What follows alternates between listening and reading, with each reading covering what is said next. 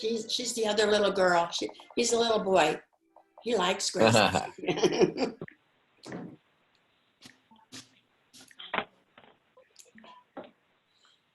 see we have Sheila on because I see her phone number. Hi, Sheila. Hi, Scott. It's Sheila. How are you? Good. And Kim's on, or she was. I think she still good. is. I know she wanted to join it, so that's great. I hope she gets back on.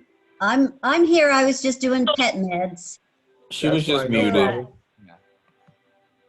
So so everybody knows Sheila, who's been involved either on the online or have actually been to a Bible study when she was visiting us from Pittsburgh. Kim is Sheila's daughter. And I live in Las Vegas. All right. Oh, hi, Kim. Hi. And she also a little background history when have to go down to turn on Kim was actually babysitter for Pat's son when he was younger. So there's a long time family relationship here. Wow. Yes, there is. And I see Michael and Elaine. Elaine just joined. Great. Michael. All right. Who's got the 301 phone number? You can go ahead. That's Sheila in Pittsburgh. Oh, okay. It's a Virginia. It's a Maryland number. Maryland Don't number. have you pictured. Good. See everybody. That's what I know. Oh, you do this. There's Pastor Michael. So I have started the recording. I have one more minute before 9 o'clock comes up, so He's got this thing up. So we'll start. But the recording is going. Elaine and Pastor Michael. Good. That's good. Linda Scott is on.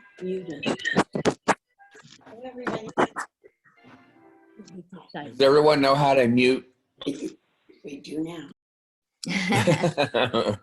Okay. That's Jeff. Yeah, I was going to say, how do I mute? How do I mute? Oh, I was trying to There's a figure that cat. out again. You have to hit those 3 dots and then hit mute all. Elaine does it all the time. Elaine, where did you get to that?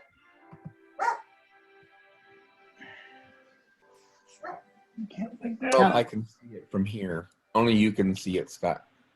Yeah, I know. I just have to find the right place here. It's probably because I'm sharing my screen. I don't know. Usually I can get to the thing without when I'm sharing, but I'm not seeing it.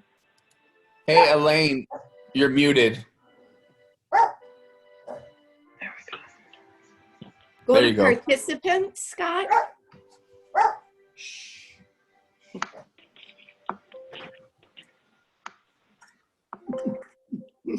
So go to participants and click on that, and everybody will come up. They bring a cat to Sunday school? Yeah, that's down in Mesa, Arizona. Yeah. All right, Louis. It's okay. It's okay. Jeff, I'm here. if the animals count and our population count, our statistics will go way up. Oh, there's look. Yeah. Myra and Linda Scott. Myra and Linda Scott. Oh, okay. You find participants, Scott? No, I'm not finding anything. Let me stop sharing my screen for a minute. It's at the bottom. Now I've got the screen that I was looking for. Where am I? David's there. Oh, now you're all at the top. Oh, there's. I just muted everybody. So if you want to talk, you have to unmute yourself. Hi, David. We got David. We got Sherry and Irma. We got Rick. I don't have a video, but we see Rick's name. I don't know who this one is. It's a 702 324 number. Lost your picture, Jennifer. Hey, Scott, it's Rick. Yeah. I have a work system at home, so I have multiple big monitors, but there's no cameras on them. So I have to come in on the phone, audio. Okay, so you're on the phone as well as logged in. That's fine, no problem. I just need to. Yeah, I got you on 2 screens. Okay, we're going to get started. Hang on for a second. Let me turn the music off.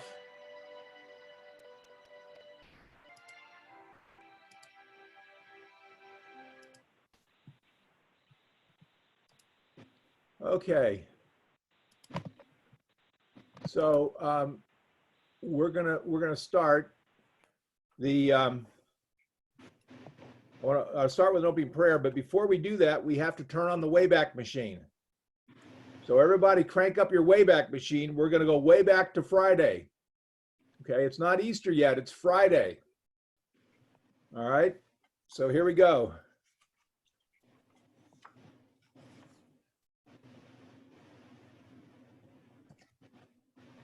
We'll start with our opening prayer. My God, why have you forsaken me? Why are you so far from helping me from the words of my groaning? Oh my God, I cry by day, but you do not answer, and by night, but find no rest. Yet you are holy, enthroned on the praises of Israel. In you our ancestors trusted. They trusted, and you delivered them. To you they cried and were saved. In you they trusted and were not put to shame. You'll recognize Psalm 22, verse 1, which was the beginning. My God, why have you forsaken me? That was through 5. It's actually a fairly long psalm. I'm not going to read the whole thing, but I did want to start with that. And then we're going to move right to the video. And I do need to share my screen for that, and I'll figure out how to do that as we get going here.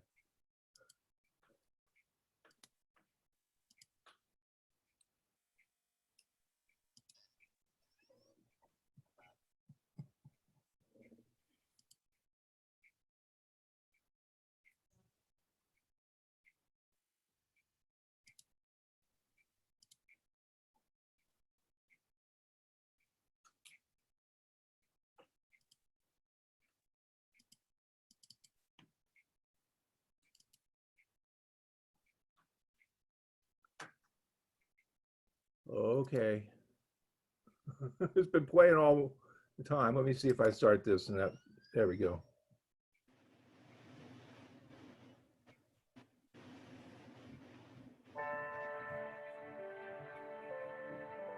Does everybody have the picture up on their screen? Yes. Yes. Thank you.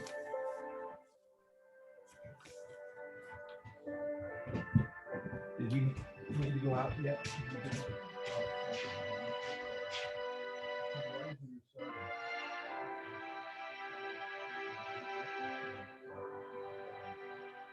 Today we come to the crucifixion.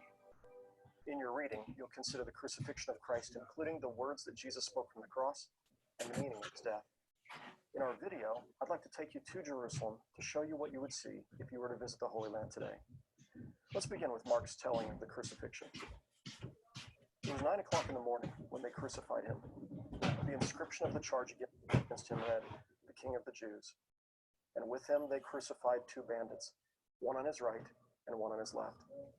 Those who passed by derided him, shaking their heads and saying, "Aha, you who would destroy the temple and build it in 3 days, save yourself and come down from the cross." In the same way, the chief priests, along with the scribes, were also mocking him among themselves and saying, "He saved others, he cannot save himself." With that image fresh in your mind of Jesus hanging on the cross, as the multitudes passed by deriding him, as the Pharisees and the religious leaders were mocking him, I'd like to take you to the place where Christians from the earliest centuries of the faith have journeyed to remember the crucifixion. I'm standing in front of Christianity's holiest shrine. This is the Church of the Holy Sepulchre, and it marks the place where Jesus was crucified, dead, and buried. It's built on top of a rock formation that rises up some height. That rock formation was called Calvary because it looked like a skull, Calvaria, a skull, or Golgotha. And in ancient times, it was a rock quarry just outside the city walls of Jerusalem, where the Romans took persons to crucify them on this hill. The main road went just past it, so they were humiliated in front of the populace, but outside the city walls. The first church was built on this location around 330 AD, It was later destroyed, rebuilt, destroyed, rebuilt. And the church you see behind me was actually built in the Crusader period in 1103. It also has been destroyed and rebuilt multiple times. The last time in the 19th century, it was destroyed by fire and then rebuilt. There are multiple different Christian groups that claim this as their own. And as I said, this is the holiest shrine for Christians. To the right is as you can see, the stairs ascending takes you to Calvary and the top of the rock formation where Christ was crucified. To the left, what you can't see from here, but to the left is the place where Christ was said to have been buried, the tomb where he was buried and then raised from the dead. I'm standing inside the Church of the Holy Sepulchre, standing before the stairwell that ascends to the top of the hill called Calvary, or the top of Mount Calvary. And let's go and see the chapel of the crucifixion.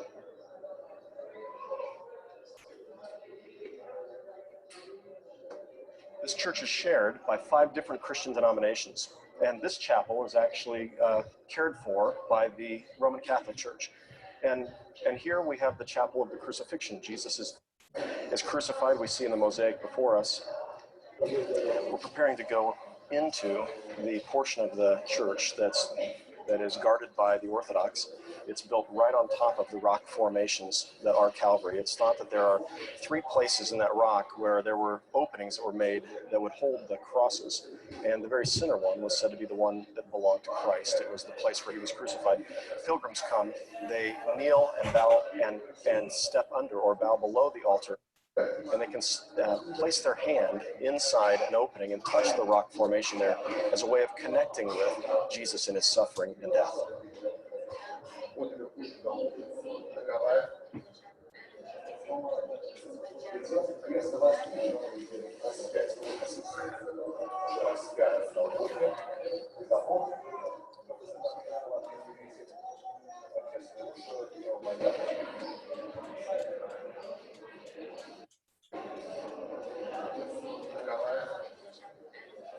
The Orthodox tradition makes elaborate use of icons shrouded in brass.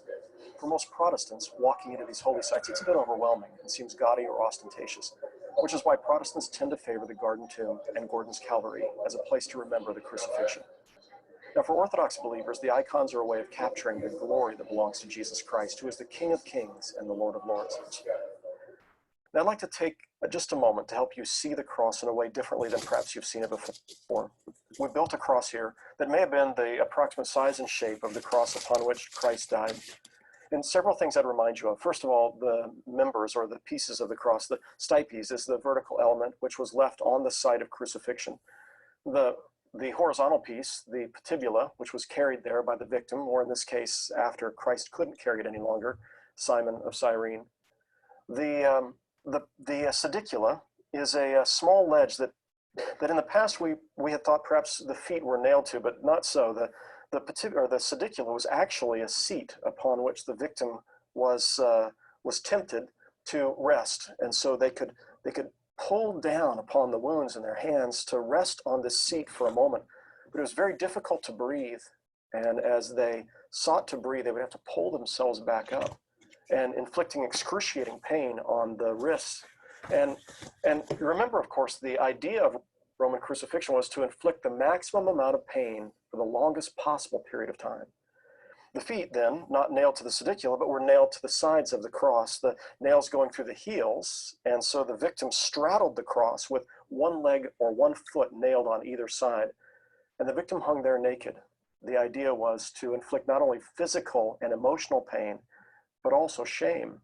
So hanging at the crossroads of the community, just outside the city gates, people would pass by and see both the physical pain and the shame endured by the one being crucified. Now, I want you to notice the relative proximity of Jesus to those who were standing at the foot of the cross. There was Mary who was standing there, and Jesus could look into her eyes from the cross, and she into his. She could have reached up and almost touched his face, could have touched his side, and she would have looked into his eyes and he into hers as he suffered on the cross. He would have looked down upon those who were mocking him and who were hurling insults and deriding him, and those who had insisted that he be crucified and those who had crucified him, which makes all the more remarkable his prayer as he looked upon them when he said, "Father, forgive them, for they know not what they do." Now, the aim of this study has been to encourage you to think about the meaning of the cross for your life. Not long ago, I was preaching on the meaning of the cross for my congregation. And I'd like to end this segment with a portion of that sermon as you prepare to discuss and consider the meaning of Christ's suffering and death for you. When we look at the cross, we're meant to remember that we're in need of a Savior. We're meant to remember that there's something inside of us that's not quite right, and we tend to hurt other people, and we tend to do the things that God doesn't want us to do, and we build up a wall that separates us from God. And so when I look at the cross, it's first a reminder that I need saving. I need help. I need a Savior. I'm not looking at it mechanistically or formulaically. I'm simply looking at it and recognizing that God is saying on the cross, look at yourselves and see, I came and walked among you, and this is what you did to me. And how many ways are you guilty in your own life of walking away from God, turning your back on Him? This is the first message of the cross, but it's not the last, thank God. The second thing that we see on the cross is a picture of God who suffers and the consequences of our brokenness as human beings for God. That God actually suffers by what human beings do to one another and by our own sins, the ways we walk away from God. Now, I can begin to understand this. Jesus talks about God as Father, and as a father to two children who are now grown up, I can tell you that there have been many times where I have felt the pain of parenting. There are times you weep for your kids and things that they do, and you pay the price for that with them. But part of what the cross tells us is that God also suffers for His people. He suffers for His children. He is paying a price. And what He's doing, He's saying, what you haven't ever seen before, I'm going to show you now, that I have suffered for you, that I have grieved for you, I have mourned for you, I have sorrowfully wept for you. And so in the cross, we see a picture of God who suffers for His people. But it's not only that, God chooses to step among us and to walk among us and to suffer with us here and now. I mean, on the cross, he isn't promising He's going to fix everything and take away all evil. He gives us freedom to make choices as human beings. But what He does say is, I'm going to experience the pain of your choices as well. I'm going to take upon myself the suffering that you inflict on one another. And so God feels, He understands, He cries out from the cross. Jesus cries out, the Son cries out to the Father, Father, why have you forsaken me? He knows what it's like to feel what you feel sometimes, moments of intense pain and despair. But that's not the last message of the cross. The message of the cross is also a picture of the character of God who chooses to forgive. And so while the cross reminds me of my need for mercy and of humanity's brokenness and the price that God pays for humanity's brokenness, it also reminds me of the God who chooses to forgive. The God who offers His Son as a sacrifice to forgive. The God who says that I will not leave you in your sin, but instead I choose to show you mercy. The God whose love is steadfast, who's willing to say, as far as the east is from the west, so far shall I remove your sin from you. So when I look at the cross, I remember my sin, but I also remember His forgiveness. The cross is for us a sign that a price was paid for our sin, that we are in fact forgiven. And so when you claim the cross, I remember years ago a young man who'd been living his life in a terrible way, and he came up here to the church and he ran into our sanctuary one day and he grabbed the cross and he just wrapped his arms around it. And it was his way of claiming the grace that was offered by Jesus Christ. No matter what the sin is that you've committed, no matter how far you've run from God or the ways you've turned away from Him, His grace is still there for you. But you remember it came at a price. Never forget, there was a price that was paid to communicate to you His grace. So the cross is not only a sign of our need for forgiveness and the suffering of God in forgiving, but it's a sign of His willingness to forgive. His grace is there for you. That's part of what we remember when we see Jesus hanging on the cross and looking down on those who are gambling for His clothing and upon those who had hung Him on the cross, and He says, Father, forgive them, for they know not what they do. And the last of the myriad of things I could say about the cross is the cross, Jesus tells us, is a sign of sacrificial love. It's a sign first of God's love for us, so that on the cross, Jesus has already told His disciples, no greater love has anyone than this, that they lay down their lives for their friends. And Jesus hangs on the cross and he lays down his life. He is demonstrating the depth of the love of God for me and for you. I don't care who you are and what people have said about you and how low you may feel you are. God loves you. He knows your name and your story, and he loves you. And the cross was meant to be a demonstration. When you look at it, it was meant to be a sign to communicate to you a sermon from God, a word from God in which he says, I love you so much it hurts. I love you so much I would pay any price for you. I would give myself. I would give my son. I would lay down my life for you. It is a sign of the love of God.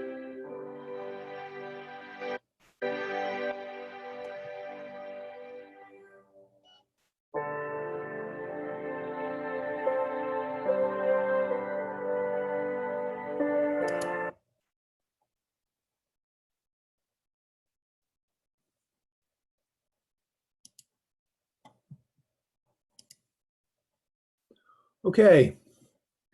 I know we have a couple people here who've been to the Holy Land, have been there and seen the things that were in the video. I'm sure the video doesn't do it justice.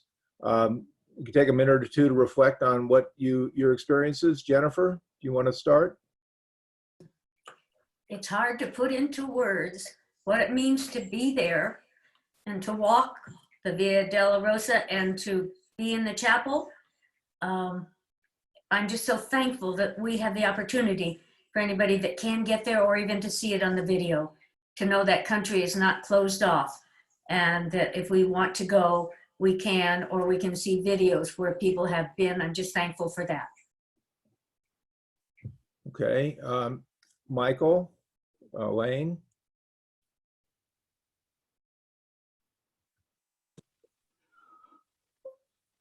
Okay, we can talk, right?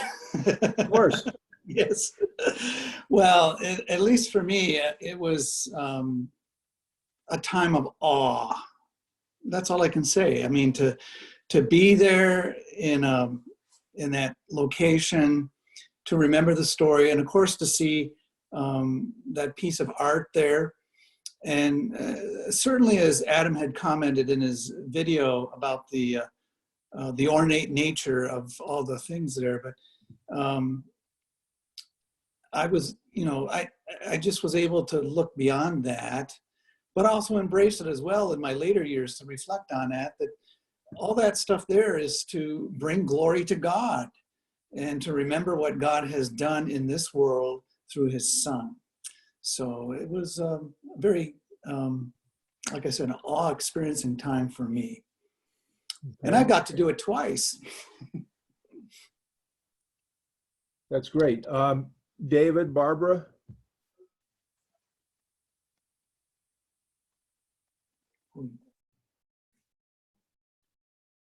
I don't know that you've got, I'm trying to remember whether you guys have been there or not.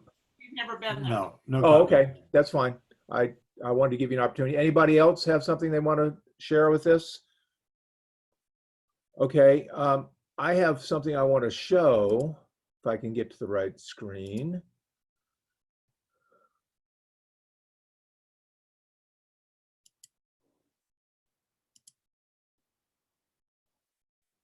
All right, now I need to share that. Okay, share.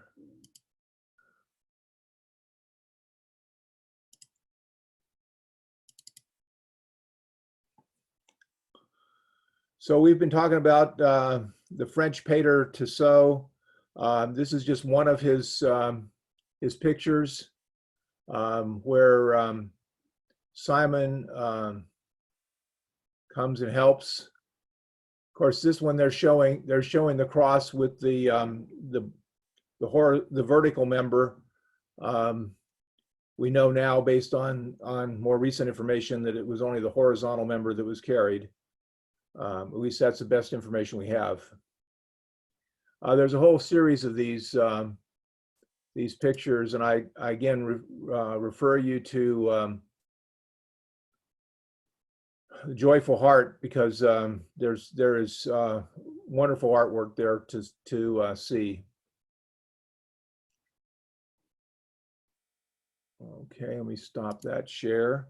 Now what I'd like to do is talk about the last words. Anybody remember how many the different in the Gospels? How many different statements are attributed to Jesus at his last times? Yes, I know you guys know. Yes, you're going to show us. Okay. Anybody else that didn't see Michael put up his fingers? I'm going to say 7. Yeah, thank you. I knew Jen knew the answer. Okay, so now, how about what they are? How many people remember what they are? We just did one, so I'll get that credit for that one. That was, my God, why have you forsaken me? We started our prayer that way. What else do we remember was said in the Gospels about what he said?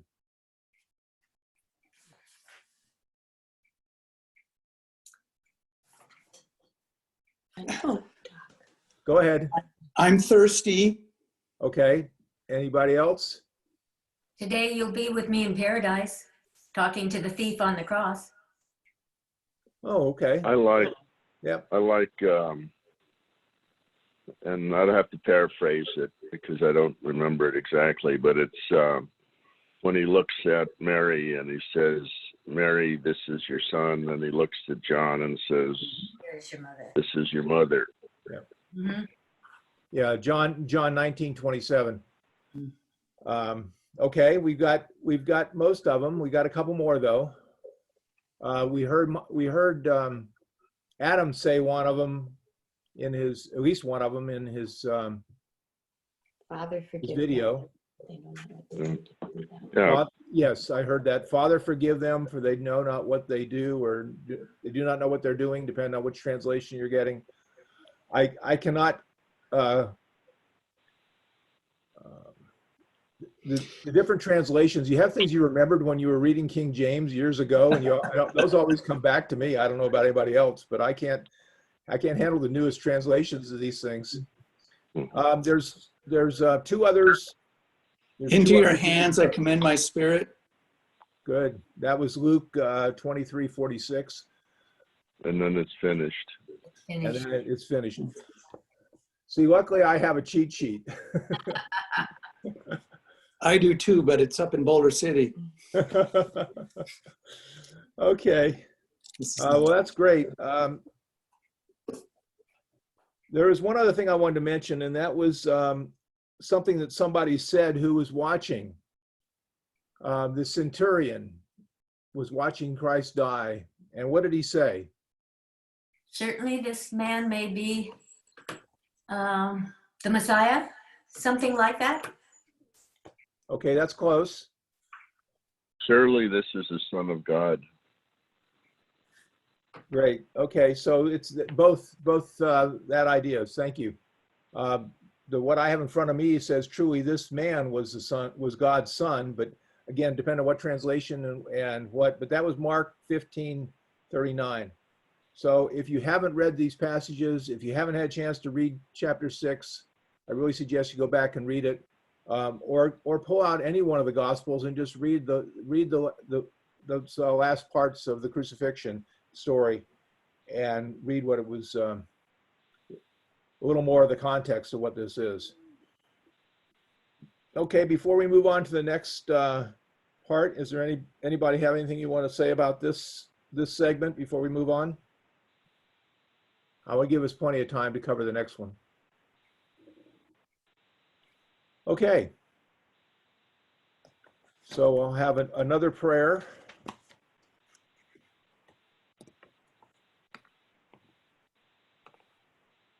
Oh, sing to the Lord a new song, for he has done marvelous things. His right hand and his holy arm have gotten him victory.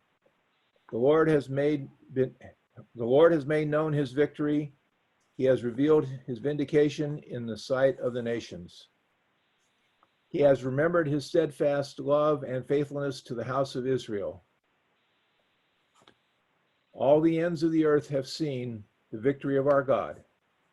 That was Psalm 98, 1-3.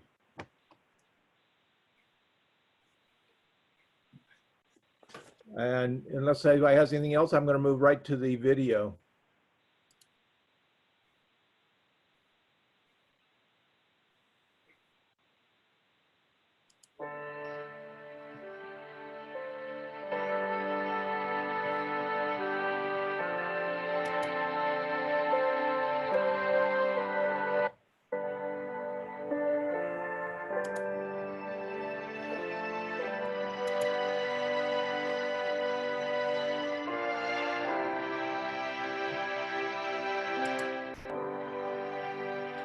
This is the final session of 24 Hours That Changed the World.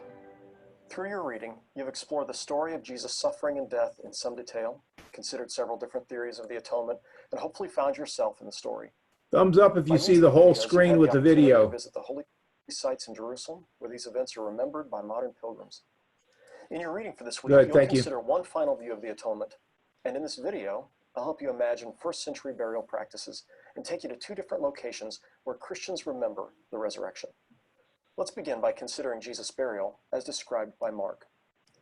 When evening had come, and since it was the day of preparation, that is, the day before the Sabbath, Joseph of Arimathea, a respected member of the council, who was also himself waiting expectantly for the kingdom of God, went boldly to Pilate and asked for the body of Jesus. Then Pilate wondered if he were already dead, and summoning the centurion, he asked him whether he had been dead for some time. When he learned from the centurion that he was dead, he granted the body to Joseph.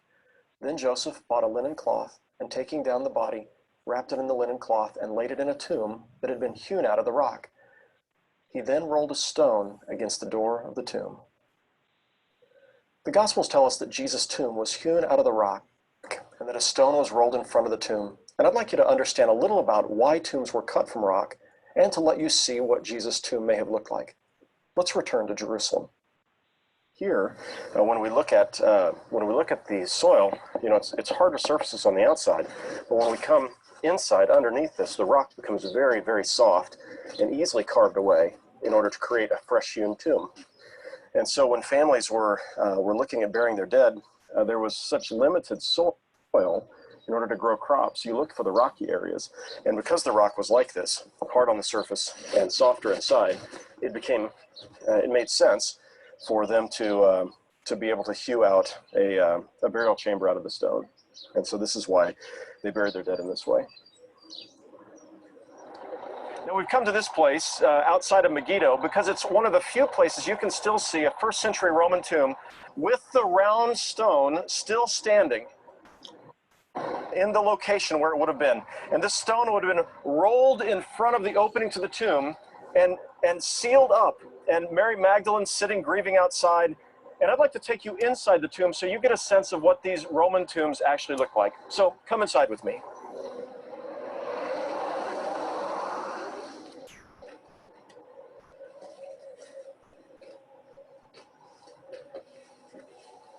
This tomb was carved out of soft rock, and it would have been carved to hold an entire family's worth of burials. But this gives you a sense of what a tomb would have looked like from the time of Christ.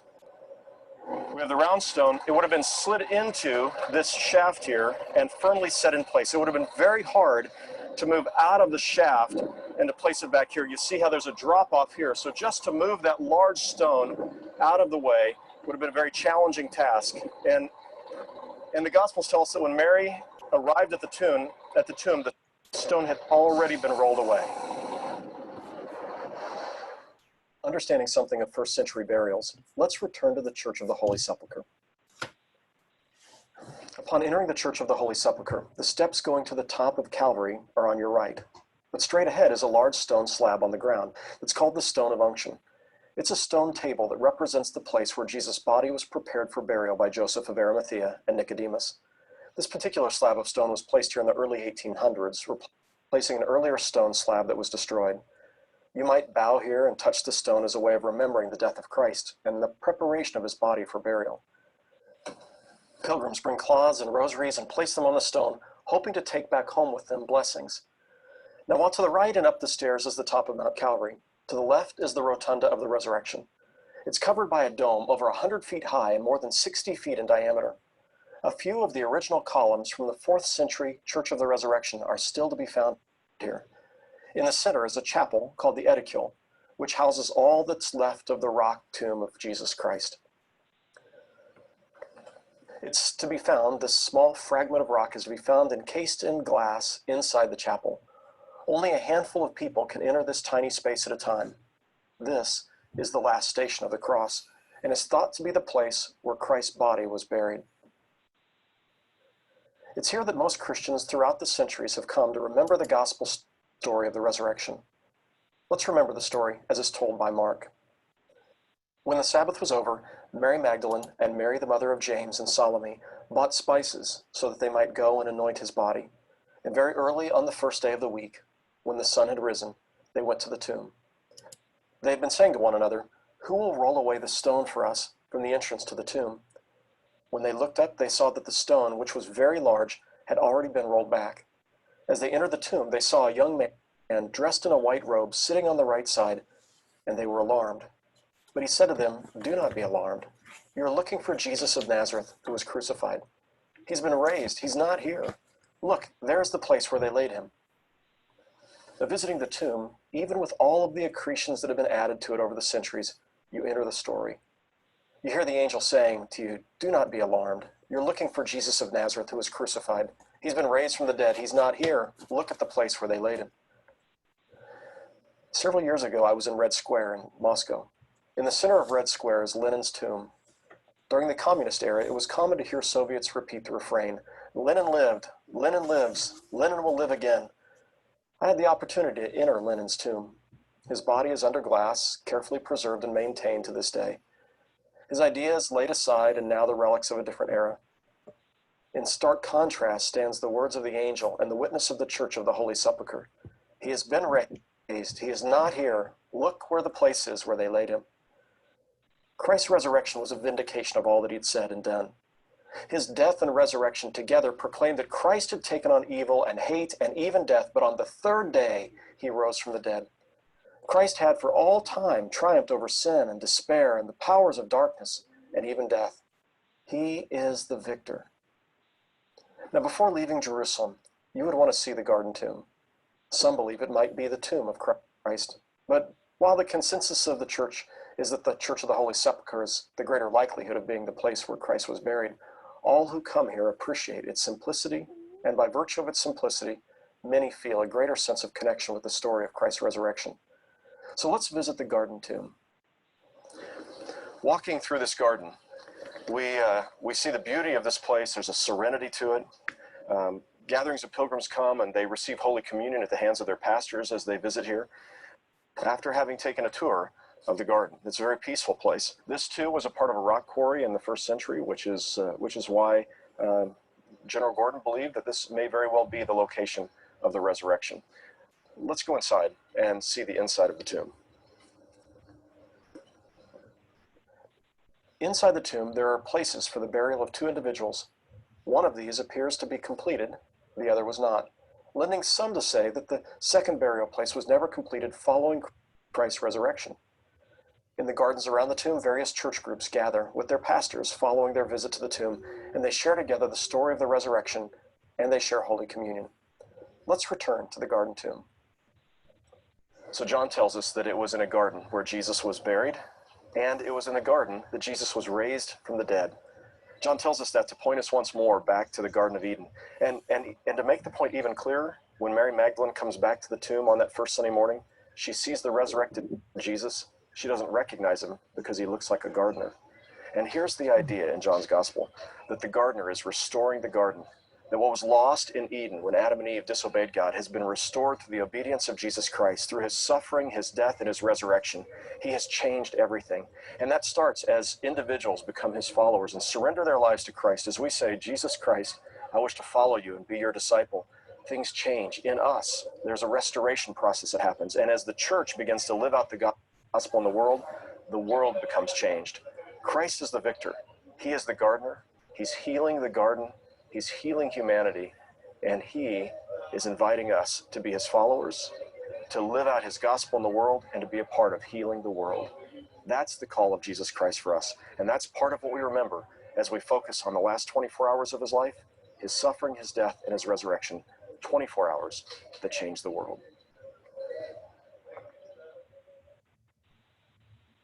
It's been a great blessing to share this study with you. My hope and prayer when you've finished your study of the postscript today of the resurrection is that this study has deepened and enriched your faith. You have an even greater desire to follow Jesus Christ as your Savior and your Lord. To that end, I'd like to lead you in a prayer. If you'd be willing to bow your head and quietly under your breath, simply repeat each phrase that I pray with you. So I'll pray, and then if you would say that same phrase. And let's make this our prayer now together. Thank you, Jesus. Thank you, Jesus, for walking among us, for walking among us, to show us the way, to show us the and way, life. the truth and the life. Thank you, Lord, Thank you, Lord, for your faithfulness to God. for your faithfulness to God. Thank you, Lord, Thank you, Lord, for your suffering and death, for your suffering and death, by which we are reconciled to God.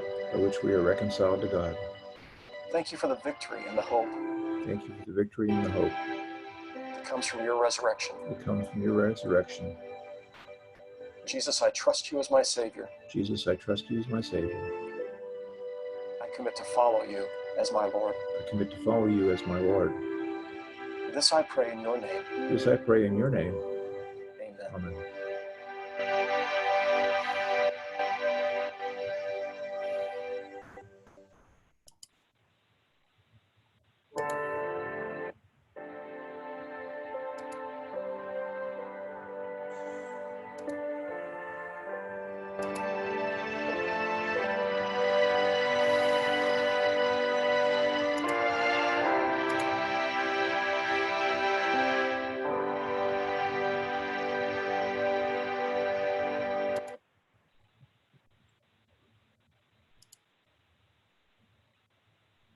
Well, that was powerful. I have something else to share, and let me get to that screen.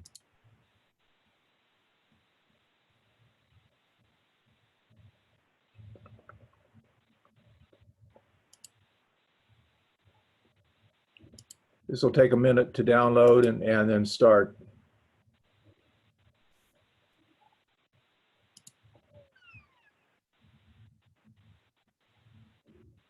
I tried to figure out how to do this so it wouldn't delay, but I never could figure out how to actually have this queued and ready to go, because every time I did it, it takes over my screen.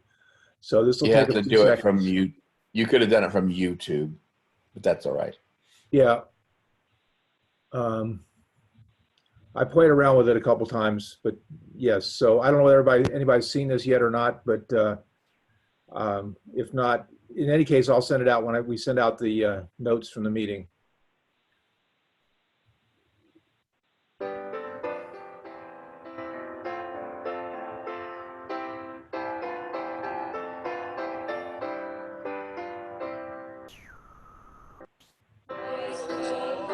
Is risen today.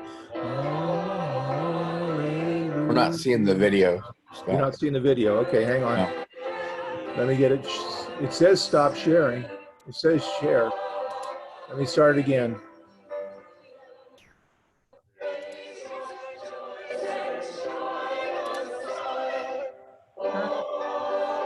I'll start it again. Here we go. There it is. There it is. So you just heard me singing without having the music. Sorry.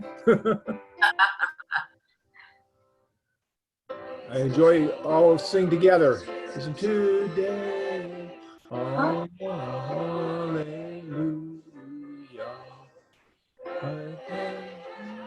The chorus say, hallelujah.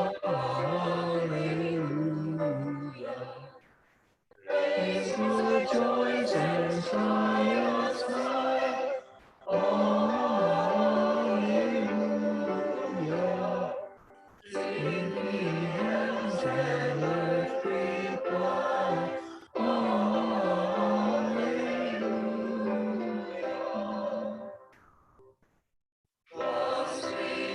The work is done. Hallelujah.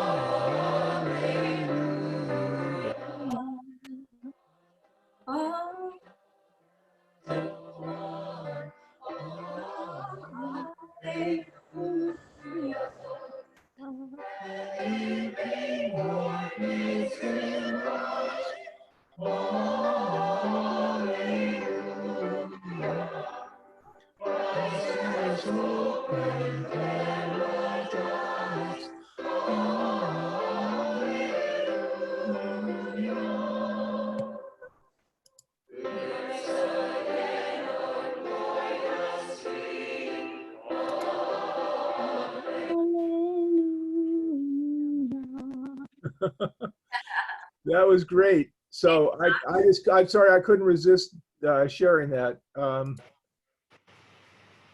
That was, just so you all know, that was United Methodists all over the world that were singing that together.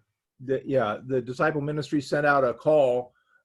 It's been sent to the choir. I sent it to Cheryl, and she sent it out to the choir both beforehand to see if anybody wanted to participate. I didn't notice anybody had done it. I certainly didn't get time. They only gave us a couple days notice, actually, to do it. So it was last weekend, so I didn't get it done. But anyway, I wanted to share that. I think that was powerful. I will send the link for that. Remind me, Jeff, when we send out the link for this. Sure. This, I'll send that out as well. It's also been posted on our church Facebook page. Oh, wonderful! Thank you. Great. Okay, so we were seeing the video by Adam. Does anybody have anything they want to share as far as what they saw? If you can still remember what you saw.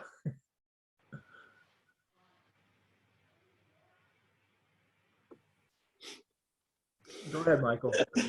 Well, I just remember that I was blessed that I was able to celebrate communion there with the group that I was with. And that was another awesome moment for me. That's great. Scott? Yep. Myra and I had never heard that Mary mistook Jesus as a gardener.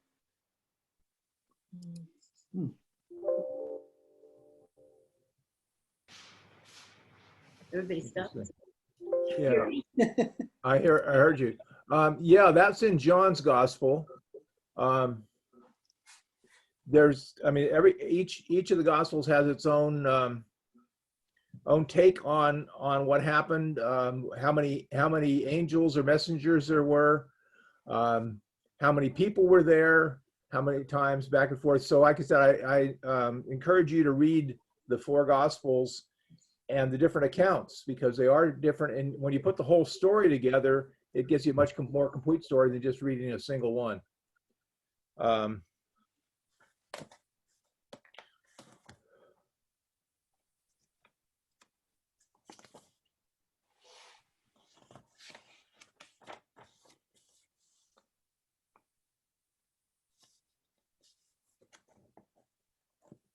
So this 24 hours doesn't really cover it, but after this, does anybody remember when the first time Jesus was sighted by anybody? On the road to Emmaus? Okay, that was one. I don't remember that was first, but that's fine. On the road to Emmaus. When the women in the Gospel of Mark run out, but they don't really see him because they're afraid. That's right. Yes, but in John's Gospel, Gospel, right? They do try to touch him. Doesn't he say, "Please do not touch me"? That's Mary Magdalene in the garden in John. Yeah, in John's, yes. And so the first time was probably as the gardener. Yeah. And then what happened in the room where they think where the Last Supper was conducted? That seems to be where many of the disciples went and hid. Yeah, in John's Gospel. In John's Gospel, right. And what, everybody remember what happened with that story, part of the story?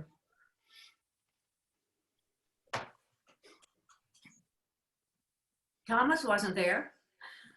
Thomas wasn't there, so I wasn't. Yeah, there. that was the night after the guys had just gotten back from the road to Emmaus, gotten back to say that Jesus was alive, and then Jesus appeared in the room.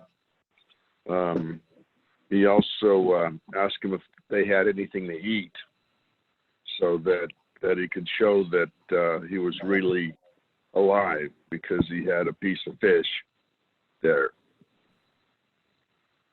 And as I remember, the doors were locked, right? Michael, you're muted.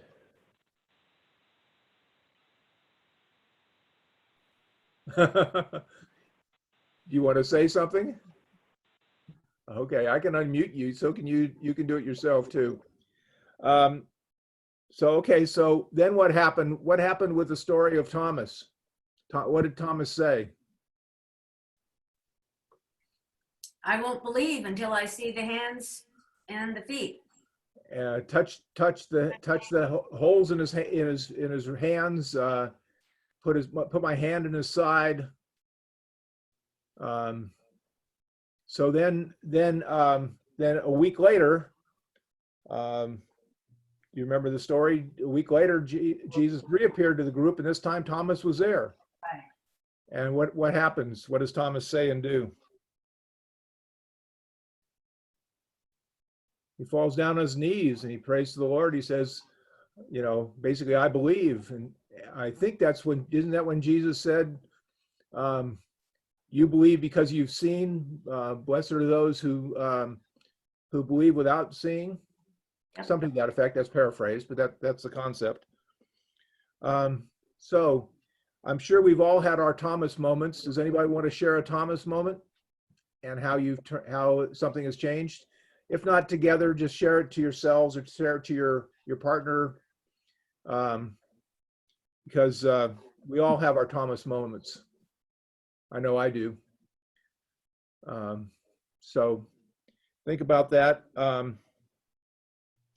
There's a couple other things I want to cover. I do want to quit on time so we can all join at 10 o'clock, even though it's on tape and you can watch it whenever you want. I don't like to wait. I like to start at 10. Those of you who haven't seen it, and if you want to go onto YouTube, do a Google search in YouTube for Boulder City United Methodist Church, and you click on that and you can get the video. So Kim, if you want to see that, that's how to get it. Or Sheila, anybody, Susan, anybody else who may not get the direct access email. Let's see. There's something else I wanted to share, which was in today's paper. Did anybody? I don't know how many people read the paper, local paper in town, but there was something that I thought was very, very appropriate, and I want to get to the right screen here and share.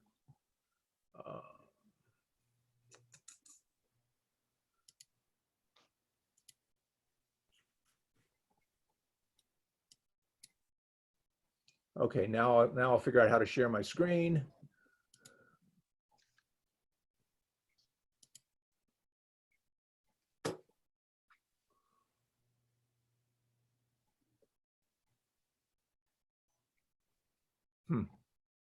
Oh, there it is. Okay, good. So this was in today's paper. Can everybody see that now? Mm-hmm. 2 Corinthians 4:6, the light shine out of darkness. I just thought that was very appropriate for what's going on in the world today. And it says, as you can see here, the COVID-19. Yeah. But today is also with celebrating the Christ resurrection. Let his light shine out of darkness. Yeah. Appropriate. Okay. Does anybody else have anything they want to share before we move on to the closing? Okay. We'll close with a prayer. Then I've got a few other things to say after the prayer. Where, O death, is your victory? Where, O death, is your sting? The sting of death is sin, and the power of sin is the law. But thanks be to God, who gives us the victory through our Lord Jesus Christ. Amen. That came from 1 Corinthians 15:55 through 57. And there's a closing hymn I'm not going to sing, but I do want to read you some words on it. When I survey the wondrous cross on which the Prince of Glory died, my richest gain I count but loss, and pour contempt on all my pride. Forbid it, Lord, that I should boast, save in the death of Christ my God, all the vain things that charm me most. I sacrifice them to his blood. And that's from When I Survey the Wondrous Cross, out of the hymnal 298.